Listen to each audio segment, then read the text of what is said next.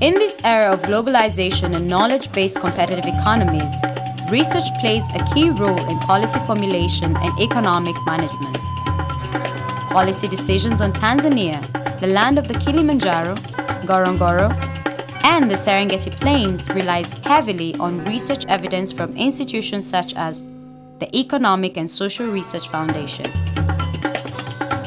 Established in April 1993 as an independent, not-for-profit, non-governmental research institute, ESRF has championed the policy debate in Tanzania. ESRF was established basically with the aim of providing evidence for policy analysis, basically also building capacity among government officials and also the private sector to understand the role in an environment whereby we have agreed that moving from a socialist perspective into a market economy, we needed a stronger understanding of the dynamics of private sector operations and the competitive global economy. So ESRF as an institution, as a think tank, thrives to become a center of excellence in providing such advice, evidence-based advice to government, private sector and civil society so that they make decisions based on concrete evidence. In implementing its mandate of research and capacity building, ESRF mainly focuses its research in 5 key thematic areas. These are growth and wealth creation, governance, social services and the quality of life, globalization and regional integration, and natural resources. The main aim of all this research is to generate evidence that is going to be used by ministries and other development agencies in order to develop policies.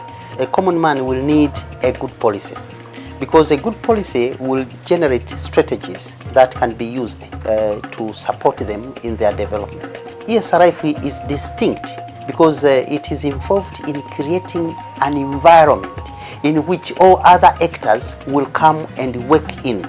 The role of capacity building to our stakeholders cannot be overemphasized in our mandate to train and develop our stakeholders in policy analysis.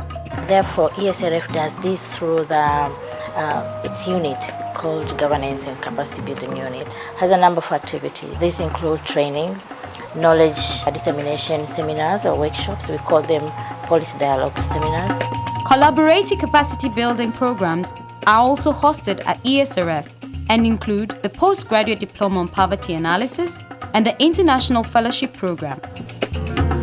An equally important service offered by ESRF is knowledge management through a physical library facility and specialized websites, like Tanzania Online, which stocks publications on Tanzania, Tanzania Gateway, which offers information about different economic actors by sector, and TACNET, an online discussion on topical social and economic issues in Tanzania.